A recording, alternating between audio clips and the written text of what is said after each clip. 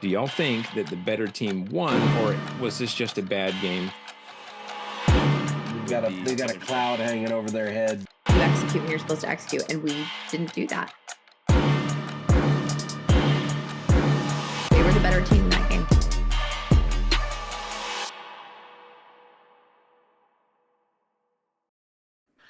Hello, everyone. After the weekend we all had, you would think that the games themselves would be the biggest news to come out of it, but it turns out it's not. We'll get to all of that in a second. But first of all, last weekend was wild, crazy, and just about pretty much everything you've come to expect from SEC football these days. But before we do that, let's check in with the greatest co-hosts in all the land. First, Jesse, how's it going? It's going lovely. I don't know about the rest of you, but this weekend I got to smoke a cigar, and it was, I only do it once a year. So it was a lovely cigar with a little bit of bourbon to go with it. I'm living. Matt, how are you? I see a little smoke behind you there, but I think it's coming from something else.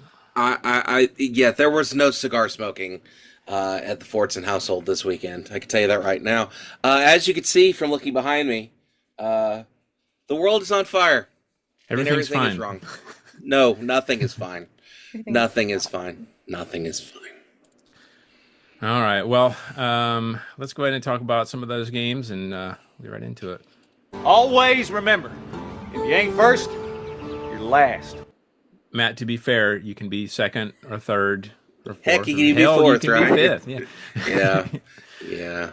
Let's talk about LSU at Vanderbilt first. Vandy winning this one 31-24. Matt got the point here.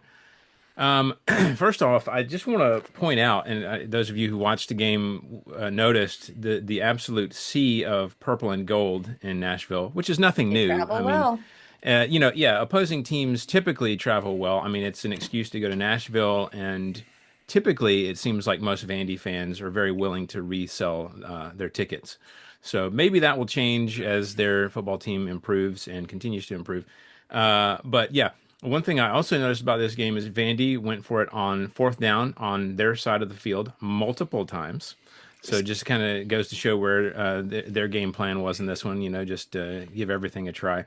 And another thing was, and they talked about this on, I think, a SEC Final or one of the summary shows, I don't know, but Vandy was just the tougher team in this game on Saturday. And when is the last time anybody said Vandy was tougher than LSU? I mean, I can't remember it. Ever. If you remember if you watch College Game Day, Coach Saban was talking about it. They were getting onto him because everybody picked Vandy to win except for Saban. And he was like, I just can't. It was always a guarantee. I just can't. I can't get myself to think that they're going to be. He cannot. And the fact that he just said that on national television. Yeah. Well, maybe his mind is being changed for him right now, but Yep. This was Vandy's first win against LSU since 1990.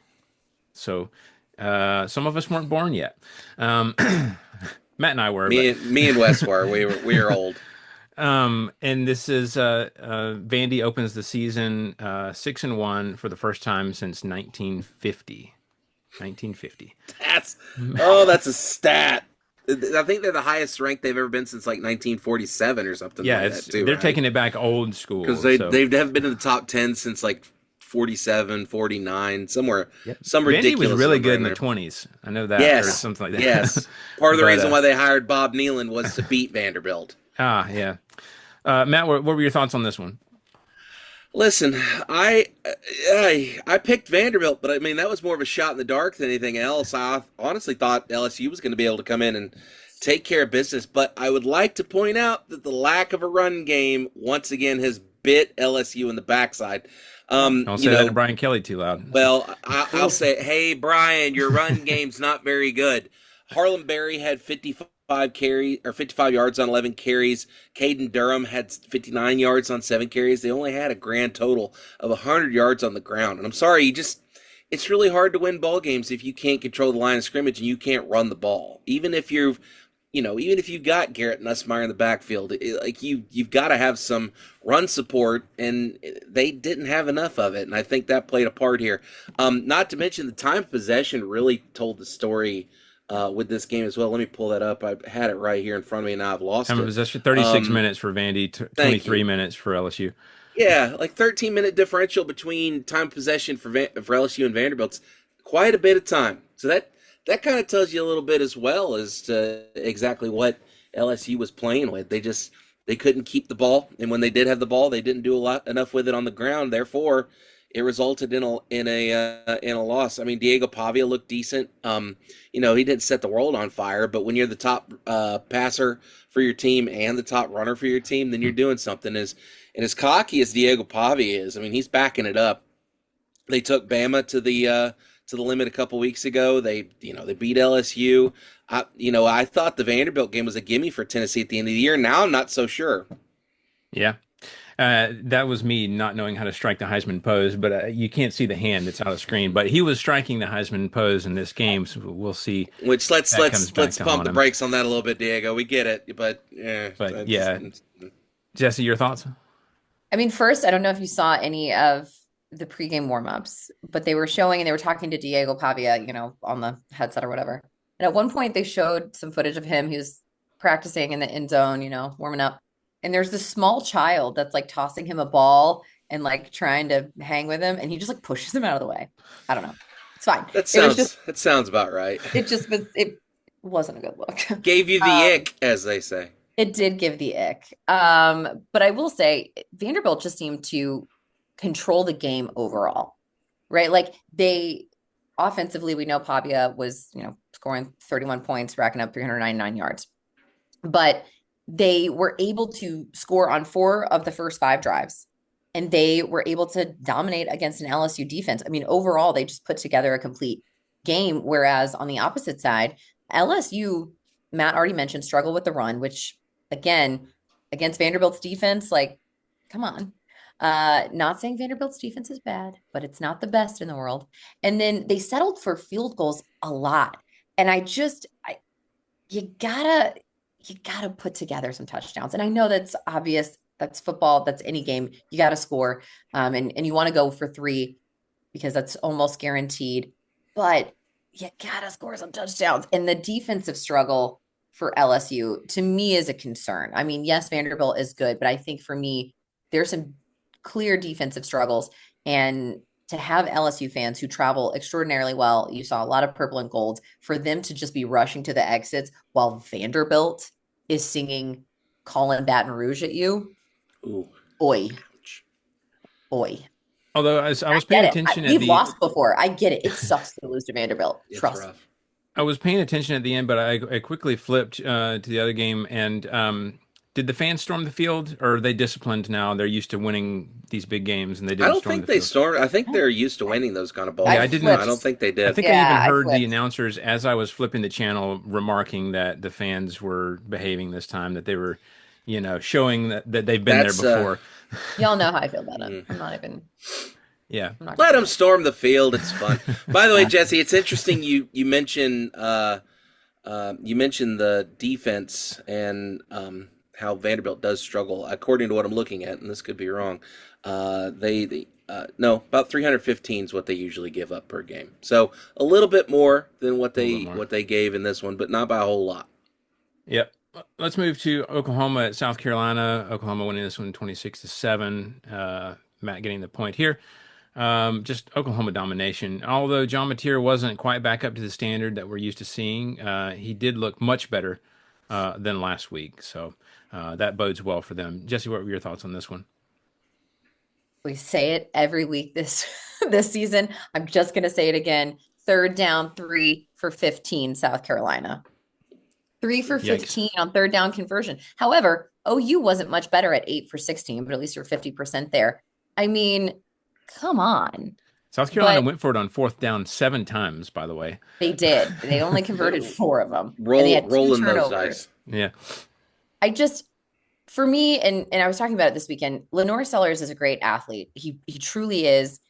I just don't know that he has the coaching staff support, and I don't know that he has the weapons around him to get him to that next level, which sucks because he is an incredible athlete.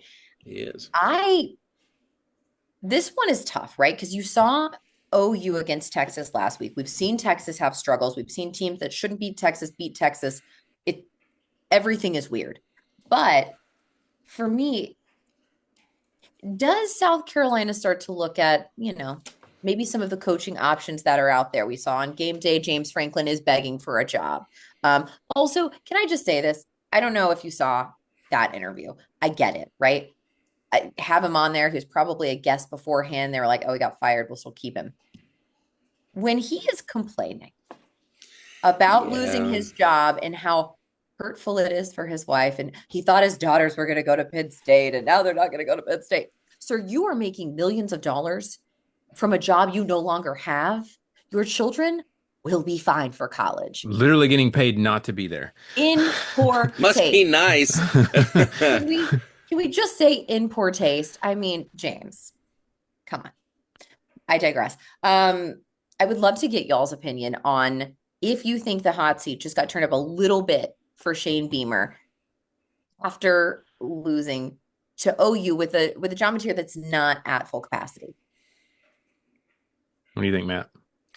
I don't know. I don't know if you guys saw the post-game presser where they did ask Beamer, is there changes that need to be made? And he did kind of, I don't want to use the word pissy, but that's kind of the way it came off of, well, I made changes last week. Well, yeah, but you still got drummed by Oklahoma.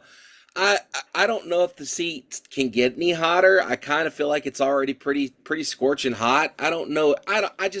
Jesse, you brought up maybe making a change at coach at South Carolina, but like the market's saturated with positions. Yeah. I don't think Carolina really, no disrespect to our Carolina listeners, I don't even think Carolina can really hold a candle when you're holding up jobs like Florida. Yeah. I could feel like Arkansas will Billy be a little Napier bit of a lateral, is looking for a job. I don't know if you really want to. If Sunshine, I think Sunshine Billy's probably going to take that payday and go find something else to do for a bit. But as far as Beamer goes, if they made a move, I wouldn't be too shocked. But at the same time, I don't really feel like there's anybody out there you can go get that's going to be any better. And I don't know their threshold because it's not like South Carolina has been superior for a while. I'm sorry, South Carolina fans, but it's been a hot minute since you guys have been instilling fear into opponents. You're like a good coach who's just willing to give it a second go, like Spurrier. You know what I mean? If they luck out and find something like that, like they did there, I don't know. I just think it's whatever names are available. Like you said, I mean, there's a few that have been made available recently, and I think that number is only going to continue to grow. I guess it just depends on, who gets the boot, and then we'll see who's available. But man, I don't know. Like you said, it's a tough market. Matt, did you have any more thoughts about this game itself? The only thing I got left is, Oklahoma's defense is all about getting some sacks. They had 6 in this game against Carolina, and I think that probably held a lot of what Carolina could do offensively. They got a safety in this one too, didn't they? I think they did. I think so. Yeah. And again, if you shut down Sellers, who is arguably their best player, you've done 90% of the work there. Because, I mean, outside of the quarterback position, what else can you lean on in Carolina? Not much else. The run game's not really there. The defense is not going to keep the other team out of the end zone for the most part. So, I mean, 6 sacks is a lot. I mean, but it's not as many as they had against Auburn, but it's pretty dadgum close. Yeah. Not to mention, it is really hard to win a game when you don't score it all in the second half. Yeah, absolutely. Really hard. Let's talk about Ole Miss at Georgia. Georgia did end up winning this one 43-35. Matt and I had the same differential. I got the point after. Couldn't let me have that one, could you, Wes? No, sorry. So it was interesting early in this game when Colby Young went down with an injury. I thought this is why we have to get the tight ends involved. And guess what? Guess who had an amazing game in this one? Lawson Lucky caught 5 passes for 43 yards and 3 touchdowns. Up to that point, no touchdowns in the season. So obviously a big breakout game for him. Oscar Delp, also another tight end, also had 4 catches for 42 yards. We got to do more of this because it turns out that Colby Young, who went down with injury, and our leading receiver so far this season is out indefinitely with a broken leg. So that ain't great. So going to try to get we got to get other players involved for sure. Um, and let's turn our attention to the main point, and that is the fact that Georgia's defense is abysmal. um, Wes, I will not broach any. I will not listen to any really bad defense conversation oh until we yeah, get to the Tennessee game. I know. Okay, Yeah, so we're going to get there. put a pin in that. Georgia, they got zero pressure on the quarterback. It's going to be another theme for that game too, in my opinion. Here's a scenario that Georgia found themselves in all night, and that's they played soft coverage. If you've seen like some of the like joking photos from the game, you have your four down lineman, and then you have like six guys further back in zone coverage who are like 10 yards off the line of scrimmage. No one in between, no linebackers in position in the middle, no nothing, just like 10 yards of cushion. So they're hoping to keep the receivers in front of them and make the tackle. Well, that only works if you can make the tackle, which they didn't many times. And so Ole Miss was able to continue moving the chains down the field most of the night. That said, the defense somehow figured out how to make some stops at the end when it mattered.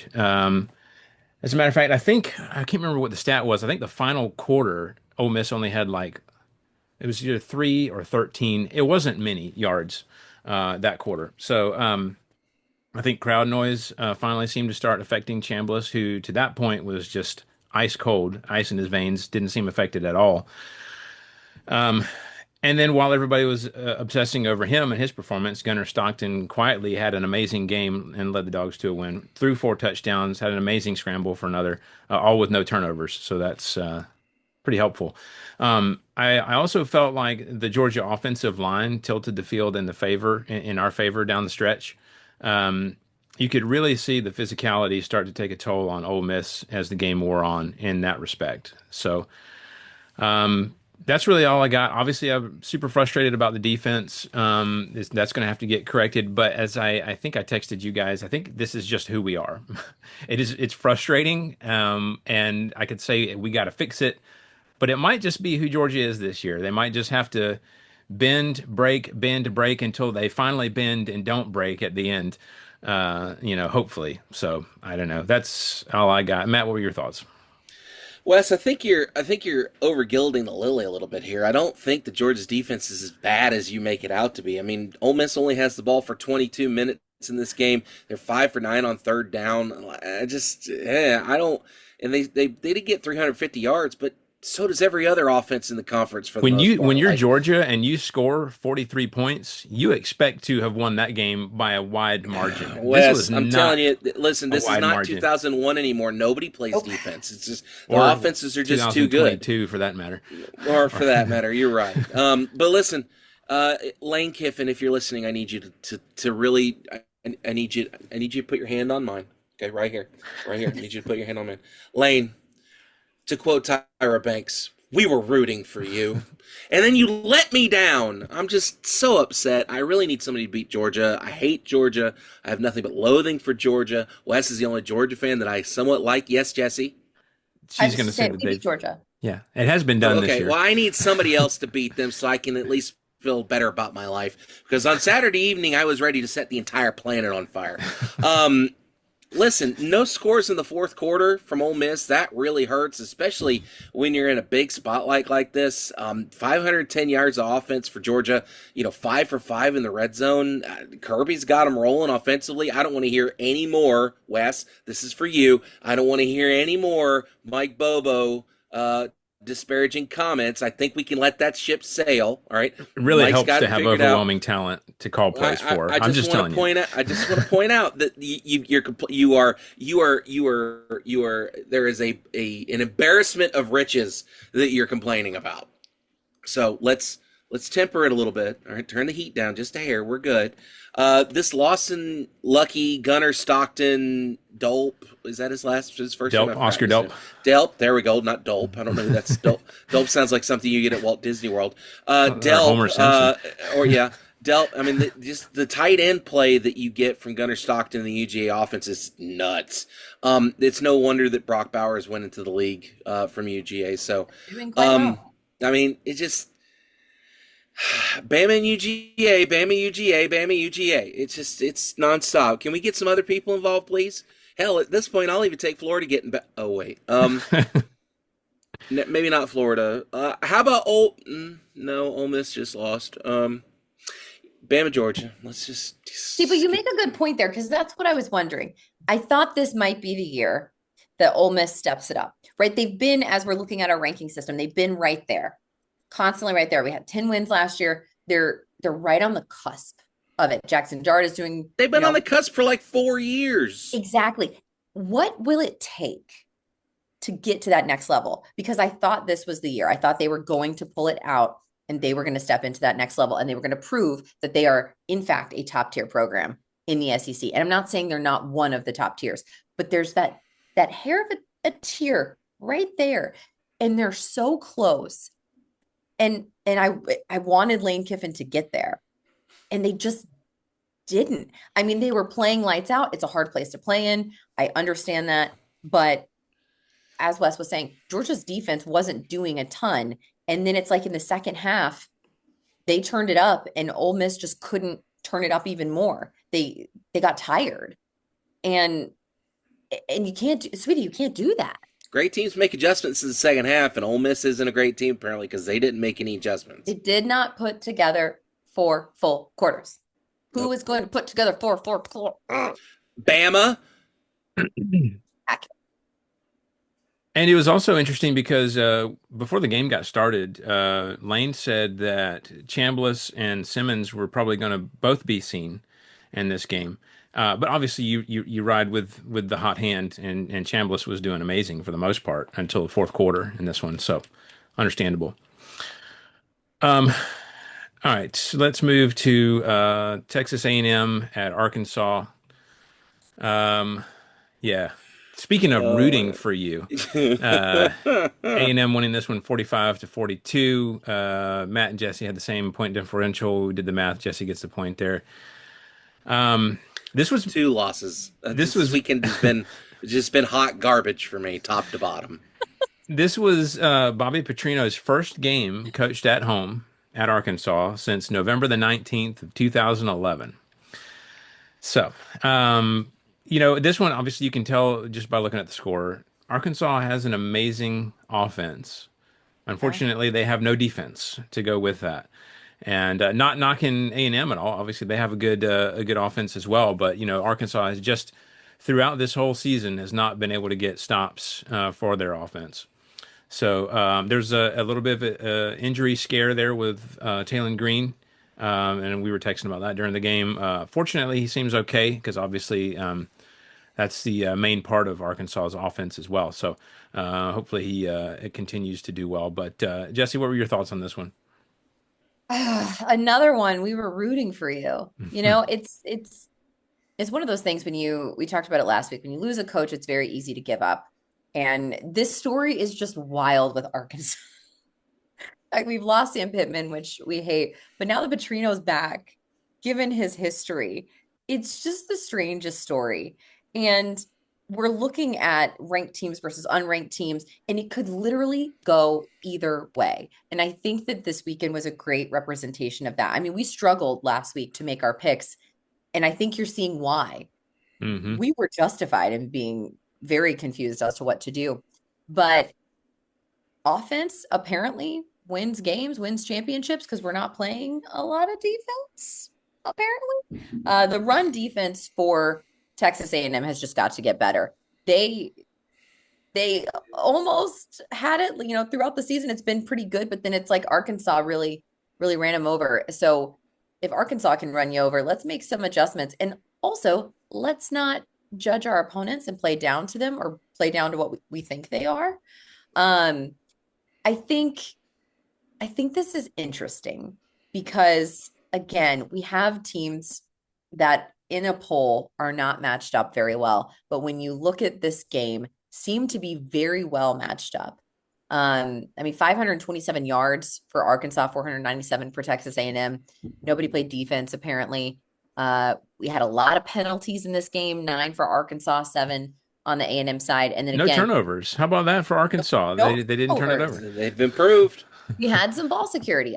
And when they improve like that, it makes me sad because we do love Sam Pittman, but maybe Maybe it was coaching. I don't know. We're going to have to find out, but it's starting to look like it may have been, which is sad. But we also had terrible third down conversion as well. A lot of that going on. I don't know how to help. I don't know how to.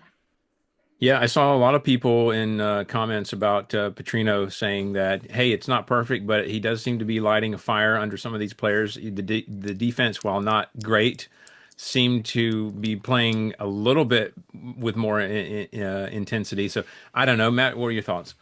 I mean, if you like offensive games, like Madden level scores, and like you just want to turn all the sliders off and just score touchdowns and get yards, and you got that here. I don't have a whole lot else to say aside from A&M keeps finding ways to win ball games. Undefeated. I'm just not sure if that luck can continue. I shouldn't say luck. I'm just not sure if they're going to be able to keep that up. They've got a pretty big matchup coming next week with LSU, which we'll talk about in a little bit. Somebody's going to have to catch them at some point. Who's it going to be? It wasn't Arkansas this past weekend. So it remains to be seen. I'm still not 100% sold on Texas A&M. I know Aggie fans, listen, put down the pitchforks. It's okay. I got to see something a little bit more. If their defense was a little bit better. They've been sneaking kind of behind the scenes, and they've got themselves in a good position to make a run at the conference game at the end of the season and get in the playoff. I mean, this late in the ball game, if you lose a game, as long as it's not a bad loss, you're being sneaky like any good Colt would be. So right, yeah. So yeah, I'm still not 100% sold. I'm about 78% sold. But again, we still need to see them match up against a couple other teams. By the way, I don't think they play Bama this year, do they? A&M? I haven't looked at the schedule further down. I don't think so, but I couldn't swear to it. Late at this point. Oy, oy, oy. Must be nice to avoid Bama every year. Anyway, go ahead. From one Texas team to another, let's move to Texas at Kentucky. Kentucky, tough place to play. Texas winning this one 16-13. Kentucky, look, talk about, yet another game we were rooting for you. Kentucky hung around. Texas struggled once again. But in overtime, Kentucky just couldn't get 1 inch at the goal line, and then Texas made the field goal to win. And I wrote here, at the end of the day, Kentucky's going to Kentucky. And I hate to say that, but it's just sort of like, when they get in these type of situations, this is just kind of what happens. I don't know, Matt, what are you thinking? I hate to laugh at somebody. It's really rude to laugh at somebody, but you got to kind of laugh at Texas with the way that this thing's been. Listen, this game was ugly, not like capital U, about 6 more U's, and then you get to the G. Like, it was bad. Did you see the really first bad. Down disparity? I did not see. Kentucky had 26. Yes, I see it now. Texas had it's 8. Bad. 8. Listen, there was another game where the offense for the team that lost was better than the other offense, but we will talk about that in just a second. I don't understand what is happening in Austin. I don't understand what's happened to Steve Sarkisian's play calling. Dude looked bulletproof last year, and they just can't get anything going. Maybe it's because Arch is so young? Question mark. When you have to lean on your special teams to get the win, what are we doing? Like, this is an offense. This was a top 5 team when it came in at the beginning of the season, and they have not played like a top 25 team most of the season. Texas has looked really, really rough, top to bottom, every time you get out there. Their leading rusher had 37 yards on the day. Like, that's bad. And then if you look at the third down percentages between them, 31% for Texas, 39% for Kentucky, and Texas is the one that won. Like, it's just, you take away a fluke punt return for a touchdown, not to disregard that. We'll come back and talk about that punt return in a minute. But, like, what is going on with Texas? And then they rolled to Oklahoma 2 weeks ago. Like, what? What do we do? Nothing makes sense. The world doesn't make sense. Nothing is as it seems. We don't know. We just don't know. Jesse? I just have questions, and Nope. I don't even know how to word them. I just, You I can get don't, Chat GPT to help you with that, I Jesse. don't know. I Use an don't know AI. what's going on in Austin either, because we see last week maybe a little bit of spark, maybe a little bit of hope, but mainly from the defense on Texas. But this offense struggled immensely. I mean, Texas's offense, sorry, Texas fans, was stagnant. It was anemic. They averaged just 3.3 yards per play and only managed one touchdown, which was, set up by the punt return. And their offensive line struggled to block Kentucky. All right. Let me remind you, for those that haven't been paying attention, Kentucky is in the Delulu category. Okay. That's where we're at. And you are struggling to block Delulu. I don't know. Also, Kentucky, you had 395 total yards and you scored 13 points. Make it make sense. Make it make sense. I don't know what's happening in Kentucky. I don't know how long Stoops holds on to a job, because at some point the complacency at Kentucky has got to get old.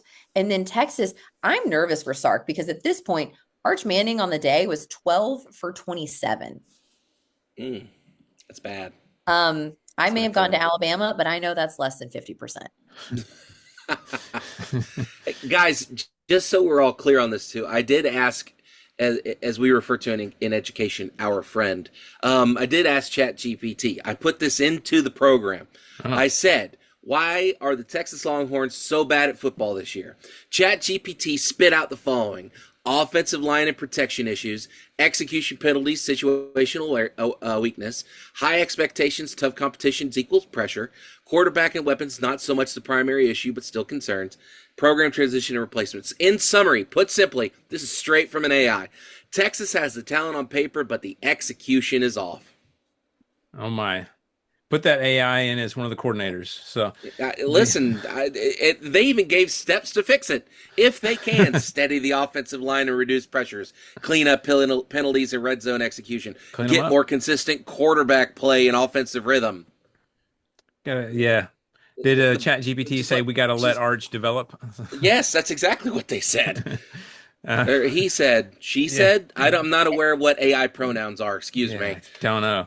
But it's wild. And then I saw Texas defender Michael Taffy. I'm not sure how to pronounce that, but he's a graduate safety.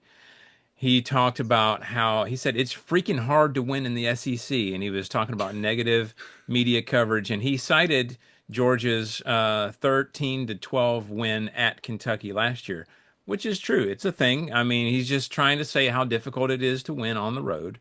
He's talking about, Georgia, who had success recently, and then the following year rolling into Kentucky and not doing well.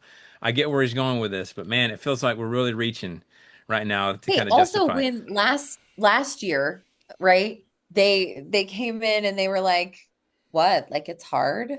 I mean, they did, didn't they? And now it's like it's really hard to win the SEC. This is the sophomore slump for Texas. Is what this is. Yeah, this is a sophomore slump. This is the season they should have last year, but for some reason everything was all pop whistles and golden farts the entire time. But now they've run into the problem. The schedule, and I haven't looked, but typically for most teams from last year to this year, for across the board, the schedule was largely the same.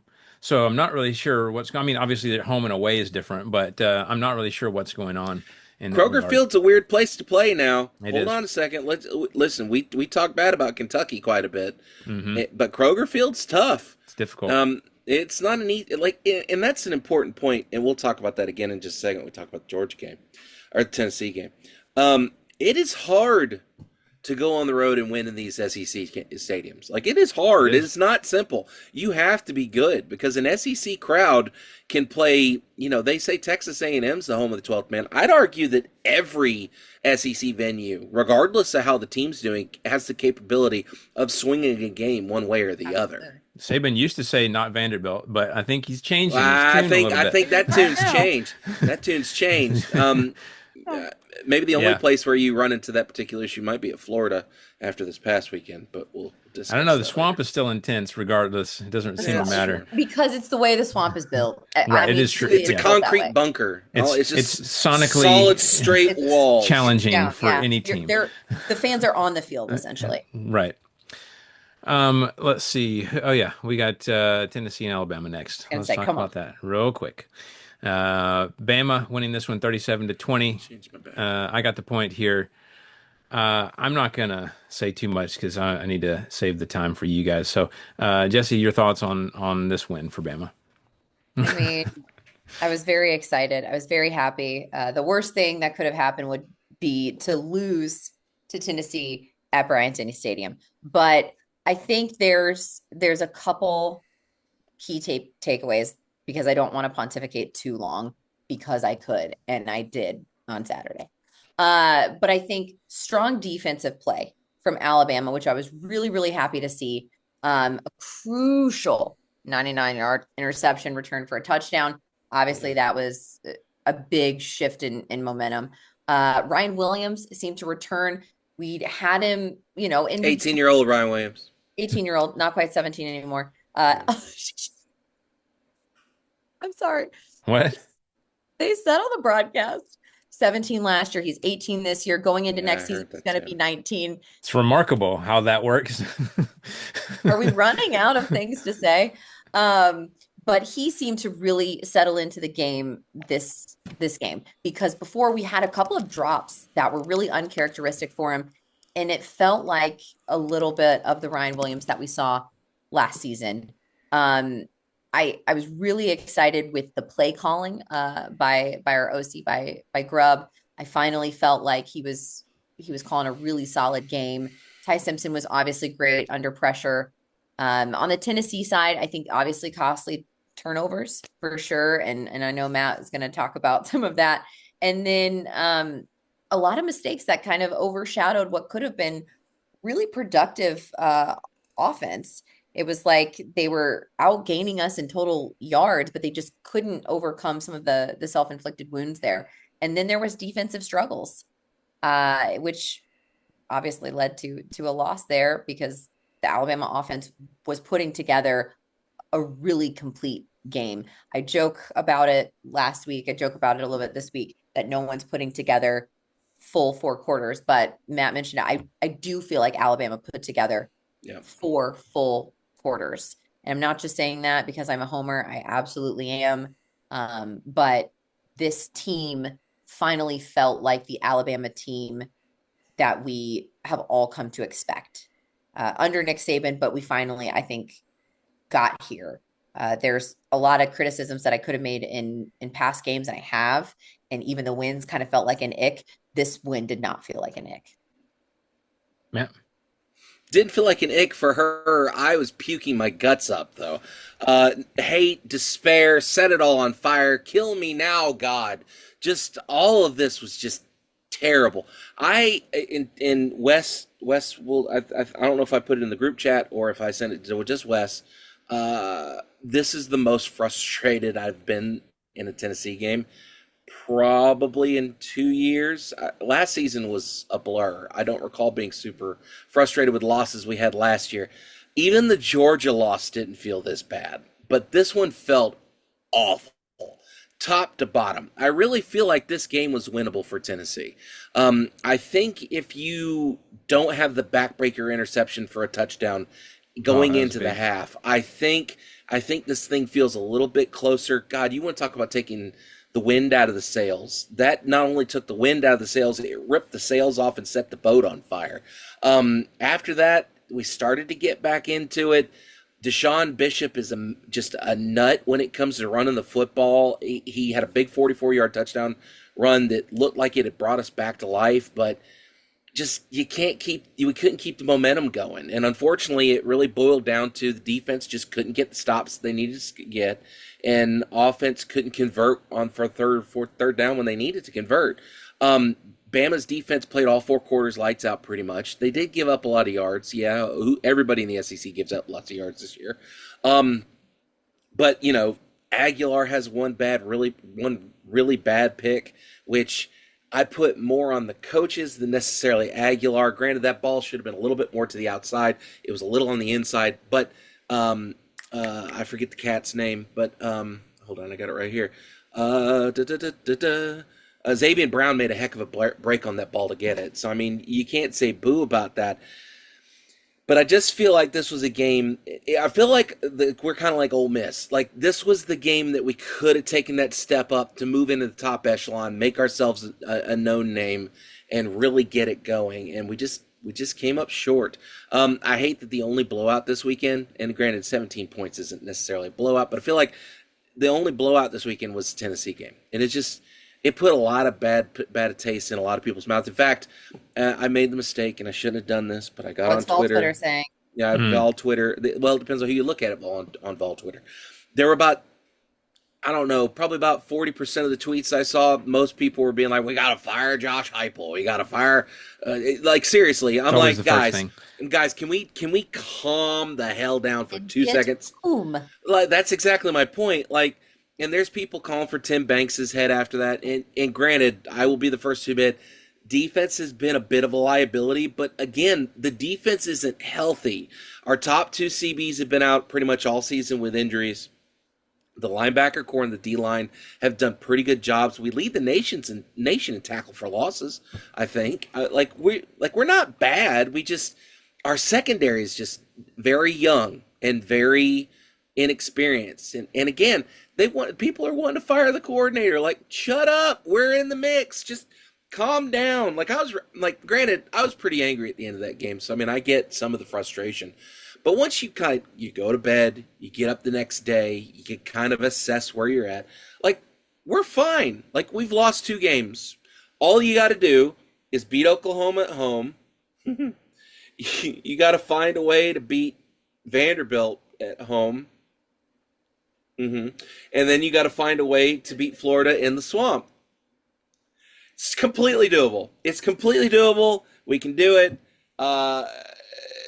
Maybe not. In all seriousness, though, like, the season's not over.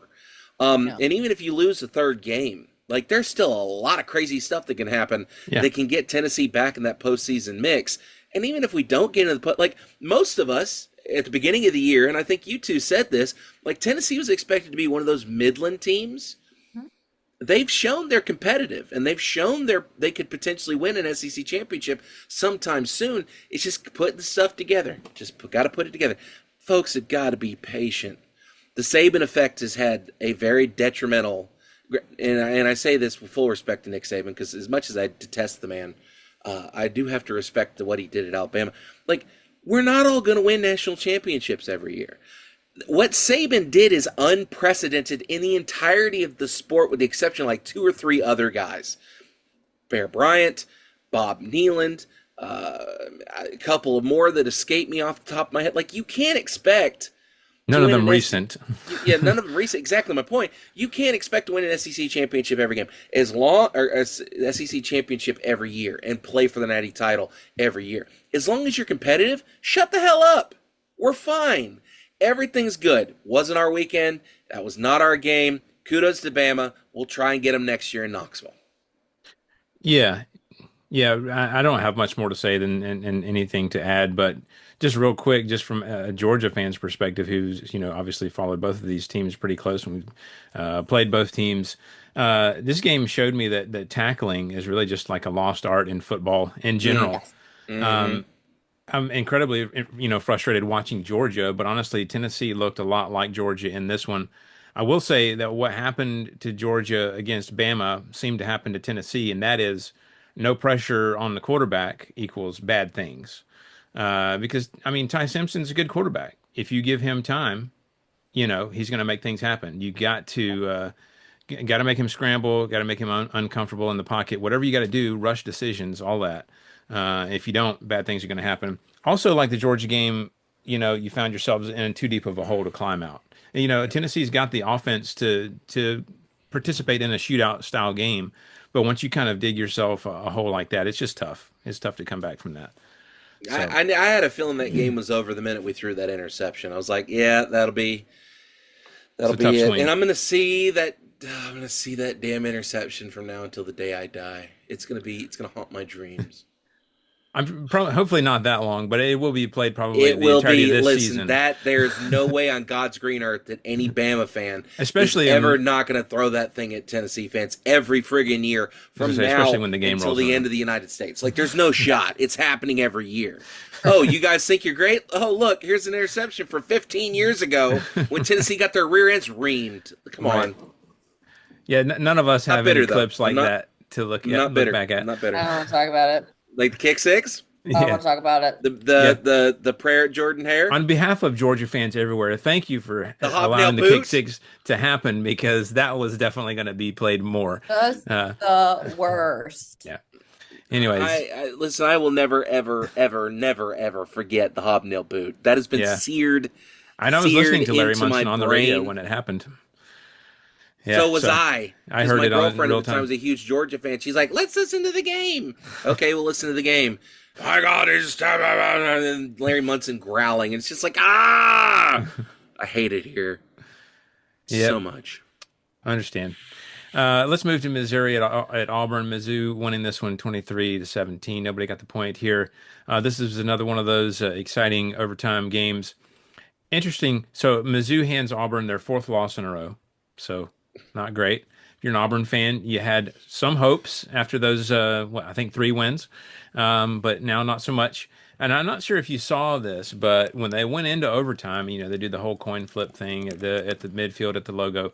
But Mizzou was talking smack at the coin flip, like shouting into the stadium and ESPN microphones for all to hear.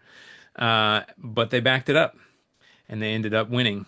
Now, as to whether or not they should get in trouble for that, I don't know. But in terms of, backing up smack talk, they did it. So, Matt, what were your thoughts on this game? Listen, in a world when Missouri is ranked higher than Tennessee and Drinkwitz is in a better position to win the conference than anything else, I just don't know if I want to live on. This is the worst timeline, top to bottom. This timeline sucks. I need it to stop. That being said, look, I don't have a whole lot to say other than I need Hugh Freeze to figure out what he's doing with himself, because Auburn's just not. He's just constantly back and forth. Like, you had this game won. I feel like you had a chance to win this thing, and you let it slip through your fingers. It just went poof. There it went. And it's just a question of finishing games, making sure that you do what you need to, and they just can't seem to get their lives together. Maybe that time at Liberty didn't do Hugh Freeze any favors. I don't know. And like Prabula even looked mediocre as all get out. 23 for 40, threw 2 picks. Like, how does Missouri find a way to win this ball game? I don't know. It is what it is. Again, nothing makes sense in the SEC anymore. Did you see that kick where they thought they had won the game? Yes. And it Drinky was sailed super excited. right where the upright's going, and I guess it was too far, on the no good side. And he was walking onto the field like they won the game, and then crap, I got to keep coaching. So embarrassing. Jesse, your thoughts? I mean, for me, I just know that I've talked to a couple Auburn fans, and even before this game, they were questioning Coach Freeze and the hire of Coach Freeze. And we all know Auburn ain't afraid to pay a buyout. Pretty sure they're still paying a few. But the thing is we've talked about it ad nauseum at this point. I don't know who they'll get, but Hugh Freeze has got to put something together. The patience is thin. They've got to win on the Plains. They have lost now 2 in a row at Jordan Hare. It ain't working. And I don't know what else they need to do. They've got a talented roster. They've shown that they can put some stuff together when they need to, but it's just not coming through. And again, especially in the state of Alabama, because regardless of what you want to say, Alabama and Auburn compare to each other. Like we always are going to look across the state and see how you're doing. Mm-hmm. And I'm telling you, Auburn fans are getting real frustrated right now with Hugh Freeze. And maybe he was not the guy. Yeah, which is wild. Like you said, you've seen everything he's done everywhere he's coached. He turned Mississippi State into a winner. He turned Liberty into a winner. Like, what can he not get figured out in Auburn? Ole Miss, like, yeah. What? Or Ole Yeah, Miss, excuse me. What did I say? Mississippi State. I was thinking yeah. of Mullen. Sorry. Yeah, no, you're good. Yeah, Didn't somebody tweet at him and say, "Hey, Mullen, you want a job?" And he's like, "Nah, I'm good." he's the coach of UNLV, I think. And Yeah, so and there's been a somebody. bunch of talk about him accepting another coaching job, and he's trying to dispel all those rumors. And So Mullen, I forgot he existed. yeah, No, you're never gonna be able to forget about Uncle Eddie. He's always there. yeah, True. that's right. Wife kissing the players. My cousin Eddie, excuse me.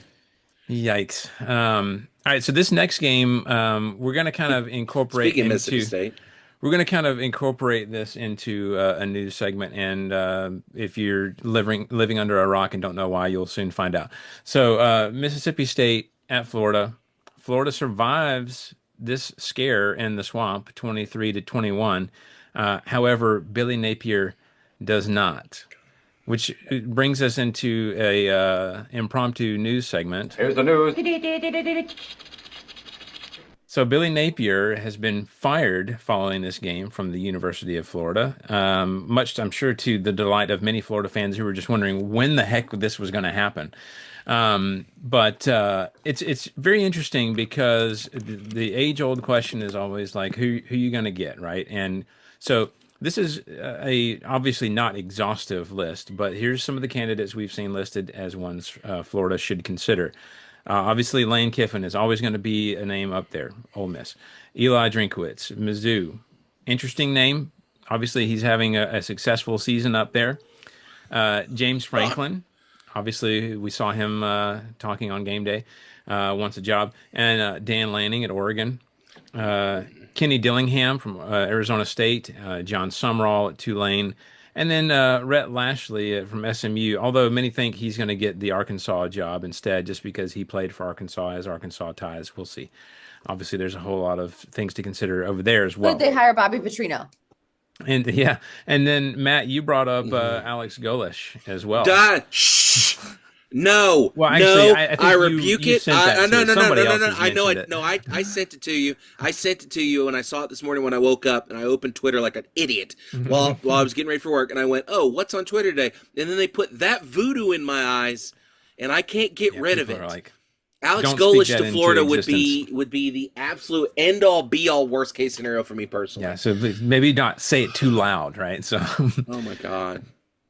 I don't know how are we feeling about these names? Are there names that are not on this list that you think might be? I think Petrino's one to consider. I really Yeah. do. Oh my God. I don't even want to think about that. I think the fact that he's Petrino in having Gainesville. he hasn't had the most success, right? At Arkansas, we've only seen 2 games, but he's pulling them together to be more competitive than they were.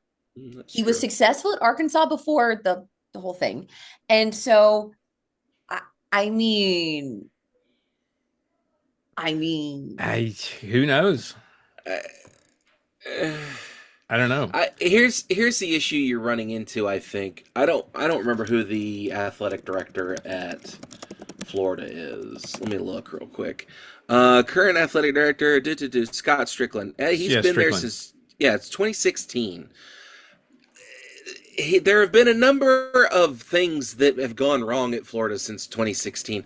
I almost feel like Florida would have been better off getting rid of Strickland, bringing in a new athletic director, and then starting this process. I just don't.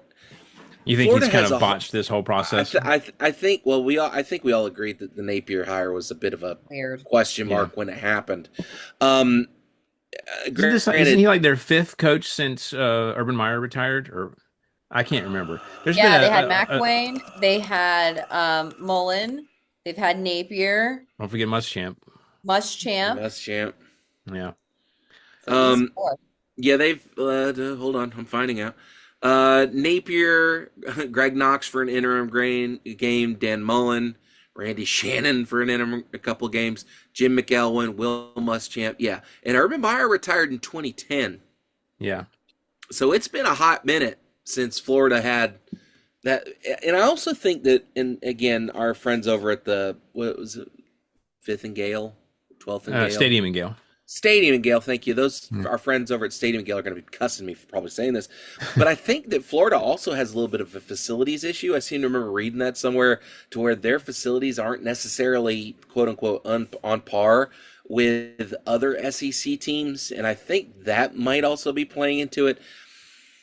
Plus, it's Gainesville. You're not on the beach. You're in North Florida. I don't know.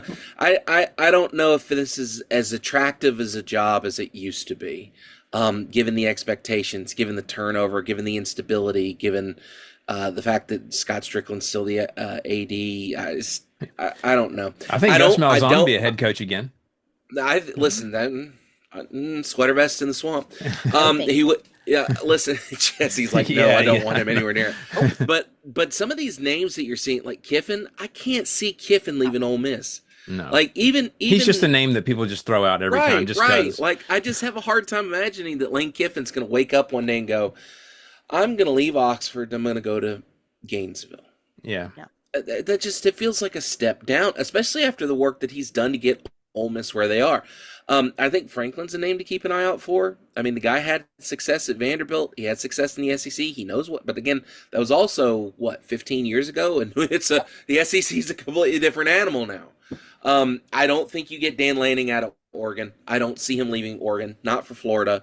Maybe like a Bama or a Georgia or something like that. Maybe not Florida.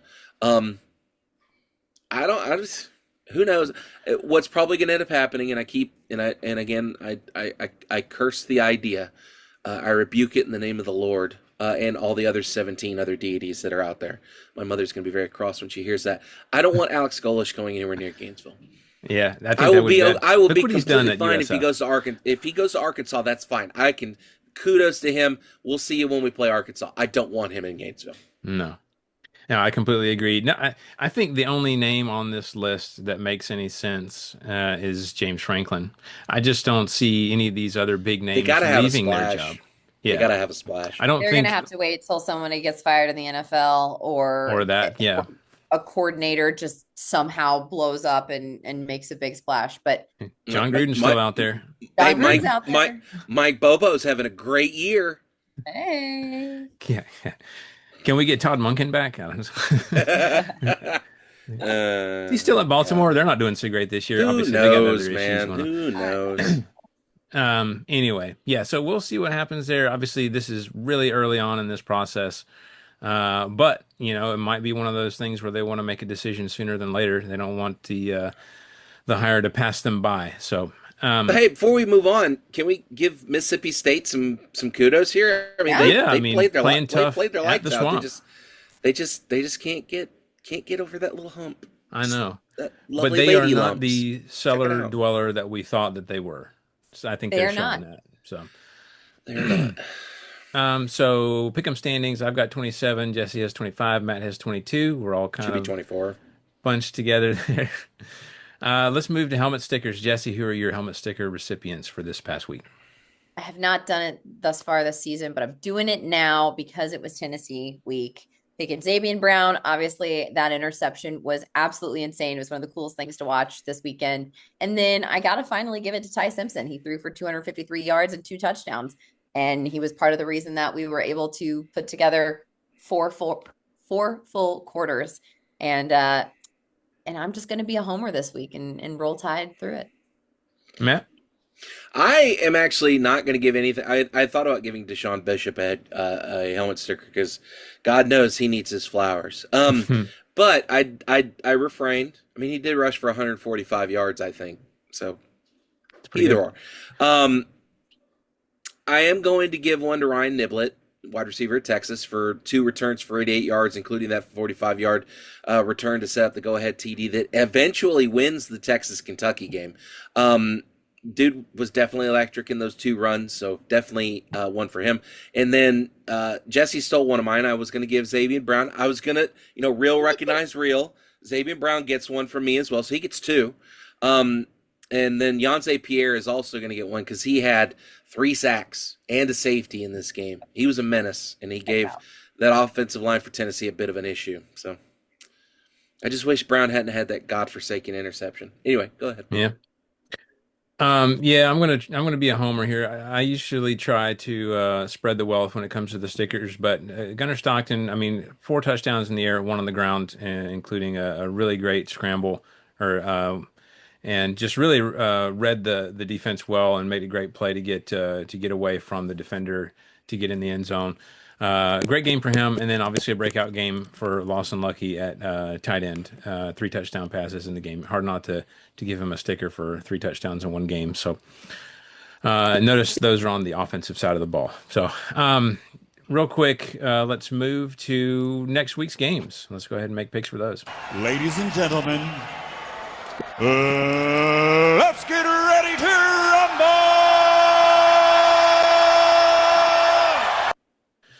All right, so let's make our predictions for Week 9. Hard to believe it's Week 9 already, but first is number 8, Ole Miss, 6-1, 3-1 in the SEC. At number 13, Oklahoma, 6-1, 2-1 in the SEC. That's noon on ABC. Matt, what is your prediction for this one?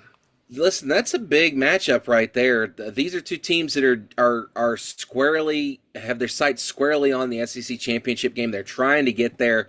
They both desperately need this win to keep those hopes alive for the SEC championship and the postseason. I know that it's Oklahoma. Going and winning the road games in the SEC is hard, but I'm going to pick Ole Miss here, and I like Ole Miss to win this thing 33-24. Yeah, gosh, this game is so incredibly difficult to pick. I mean, much the way a lot of games last week were, I find this one just in that vein too. I was really impressed with Trinidad Chambliss on the road last week overall. I know this game is in Norman, but I like Ole Miss's chances of bouncing back this week. That coupled with Mateer's struggles after returning from injury, I think I got to go with Ole Miss here, 31-28. Jesse, what's your prediction? Yeah, I'm going to stick with the Rebels here as well. I think that Ole Miss is big mad after that loss to Georgia. They were almost able to pull it out, and then they couldn't get it done. So I think they're going to go into Oklahoma, tighten things up a little bit. I do think it'll be close until we get towards the end of the fourth quarter, but I'm going to pick Ole Miss in this one, 28-21. All right, next is Auburn, 3-4, 0-4 in the SEC at Arkansas, 2-5, 0-3 in the SEC. Yikes. This is 12:45 on SEC Network. Matt, what's your prediction here? My prediction is that someone's going to get an SEC win. That being said, listen, I think Auburn's back's to the wall. I think Hugh Freeze's back's to the wall. Arkansas has had a little bit of success, but let's still be honest. They just fired their head coach. They have struggled in a number of different ways. Petrino's come in and done a decent job, I feel. But I just feel like this is the game where Auburn finally starts to get things to click. I like Auburn in this one. Give me Auburn 28-24. All right, yeah.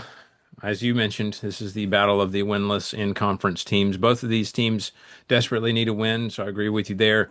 I feel like Arkansas is going to get it done at home here. I think Taylon Green is just a freak athlete. I think this is going to be another high-scoring game, though. Auburn's not going to be able to keep up with that. I'm going Arkansas here, 38-34. Jesse, what's your prediction? I have to agree with Wes on this one. I think that Auburn has just not progressed as much as their fans certainly would like them to. And I think Arkansas has been putting together, at least the past 2 weeks, some pretty close games. They're just on the cusp. And I think this is the game that's going to get them there. I think that Petrino and the Razorbacks take this one at home, 35-31. All right, next is number 4, Alabama, 6-1, 4-0 in the SEC at South Carolina, 3-4, 1-4 in the SEC. That's 3:30 on ABC. Matt, what you got for this one?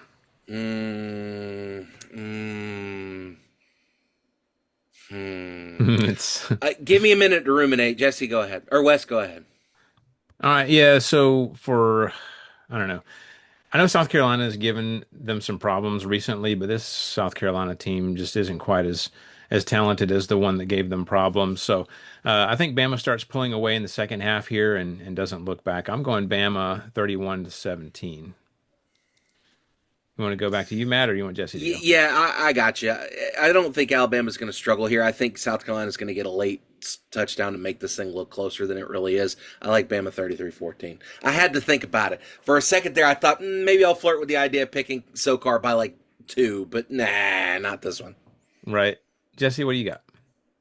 Yeah, I think the Tide rolls in this one. I don't believe that this is going to be a game that's similar to last season. So I'm picking Bama in this one, 38-17.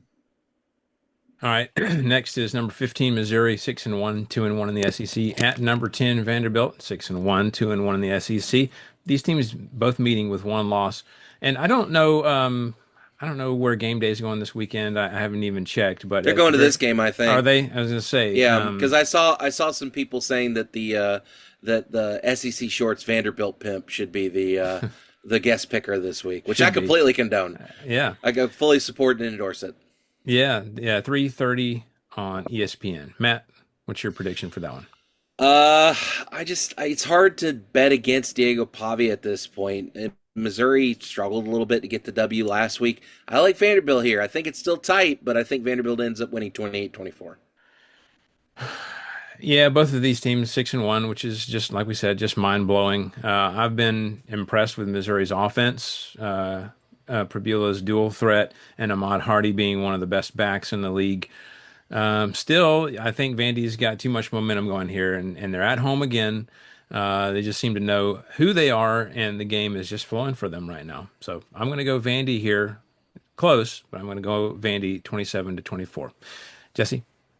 Yeah, I agree with both of you on this one. I think that Missouri has shown that they are beatable. They have a decent team here, but Vanderbilt's just on a hot streak, so it's hard to pick against the Commodores at home.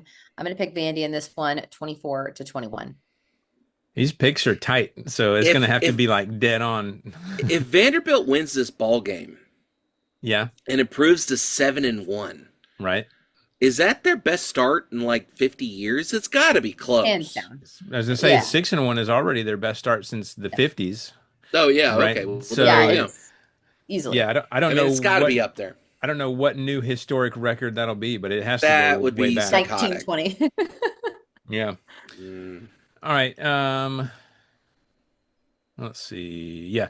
Next is number 22, Texas, 5-2, 2-1 in the SEC at Mississippi State, 4-3, 0-3 in the SEC. That's 4:15 on SEC Network. Matt, what's your prediction for this one?